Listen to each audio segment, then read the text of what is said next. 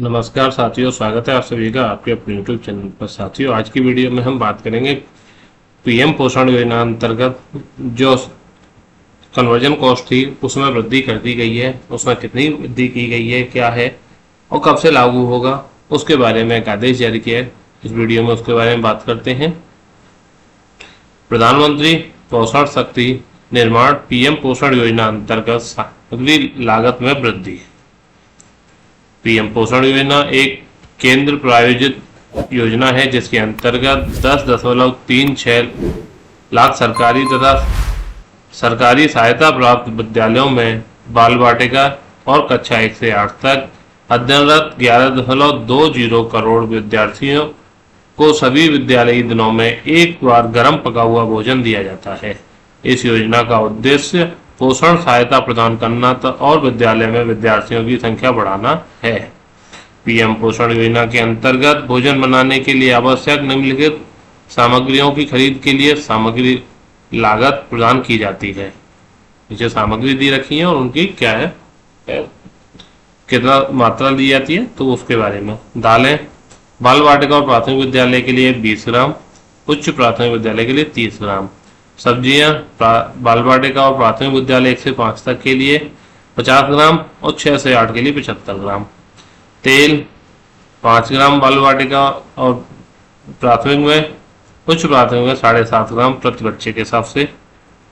मसाले आवश्यकता अनुसार दोनों में और ईंधन भी आवश्यकता अनुसार। श्रम मंत्रालय का श्रम ब्यूरो पीएम पोषण के लिए सीपीआई सूचकांक के अनुरूप उपभोक्ता मूल्य सूचकांक ग्रामीण मजदूर सीपीआई आरएल के आधार पर पीएम पोषण के अंतर्गत इन वस्तुओं के लिए मुद्रास्फीति के आंकड़े प्रदान करता है। तदनुसार पीएम पोषण के लिए सीपीआई सूचकांक तैयार किया जाता है। सीपीआई आरएल श्रम ब्यूरो चंडीगढ़ द्वारा देश के 20 राज्यों में फैले 600 कामों के नमूने से निरंतर मासिक मूल्य एकत्र करने के आधार पर जारी किया जाता है। श्रम ब्यूरो द्वारा उपलब्ध कराए गए मुद्रास्फीति सूचकांक के आधार पर भारत सरकार के शिक्षा मंत्रालय ने सामग्री लागत में 9.5% की वृद्धि की गई है। ये नई दरें 1 मई 2025 से सभी राज्यों और केंद्र शासित प्रदेशों में लागू होंगी। इस वृद्धि के कारण केंद्र सरकार वित्त वर्ष 2025-26 में लगभग 945 करोड़ रुपए की अतिरिक्त लागत वहन करेगी।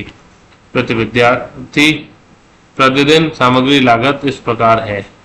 बाल वाटिका में मौजूद जो सामग्री रेट थी वो 6.19 रुपये थी, उसे 1 मई से 6.78 रुपये किया जाता है। तो इस प्रकार से 59 पैसे की उसमें बढ़ोतरी दर्ज की गई है। प्राथमिक विद्यालय में 6.19 रुपये थे, वहां भी 6.78 रुपये हो गया और 59 पैसे की वृद्धि दर्ज हुई।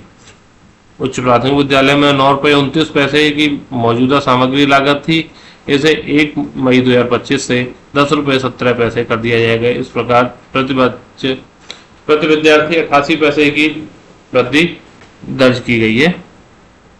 यह सामग्री लागत दरें न्यूनतम अनिवार्य दरें हैं, तथापि राज्य केंद्र शासित प्रदेश अपने निर्धारित हिस्से से अधिक योगदान करने के लिए स्वतंत्र हैं। कुछ राज्य केंद्र शासित प्रदेश पीएम पोषण योजना के अंतर्गत अधिक पोषण युक्त भोजन उपलब्ध कराने के लिए अपने स्वयं के संसाधनों से न्यूनतम अनिवार्य हिस्से से अधिक योगदान कर रहे हैं। सामग्री लागत के अलावा भारत सरकार भारतीय खाद्य निगम के माध्यम से लगभग 26 लाख मीट्रिक टन खाद्यान्न उपलब्ध कराती है। भारत सरकार खाद्यान्न की 100% लागत वहन करती है, जिसमें प्रतिवर्ष लगभग 9,000 करोड़ रुपए के अनुदान तथा भारतीय खाद्य निगम डिपो से विद्यालयों तक खाद्यान्न की 100% परिवहन लागत शामिल है। योजना के अंतर्गत खाद्यान्न लागत सहित सभी घटकों को जोड़ने के बाद प्रति भोजन लागत बाल वाटिका तथा प्राथमिक कक्षाओं के लिए 12.13 रुपये तथा उच्च प्राथमिक विद्यालयों के लिए 17.62 आती है। जो हमारा 10.70 रुपये है वो सिर्फ सामग्री का है। इसके अलावा उसमें माल ढोने वगैरह का सब कुछ लगा दिया जाए तो 17 रुपये 62 पैसे आती है। तो साथियों, ये थी आपकी आज की वीडियो, जिसमें हमने आपको बताने की कोशिश की कि किस तरीके से पीएम पोषण के अंतर्गत सामग्री लागत में वृद्धि की गई है, कितना वृद्धि हुई है, वो चीज़ें। अगर वीडियो अच्छी लगी हो तो कृपया चैनल को सब्सक्राइब करके वीडियो को लाइक शेयर और कमेंट करना ना भूलें। मिलते हैं फिर किसी अन्य वीडियो में, तब तक के लिए धन्यवाद।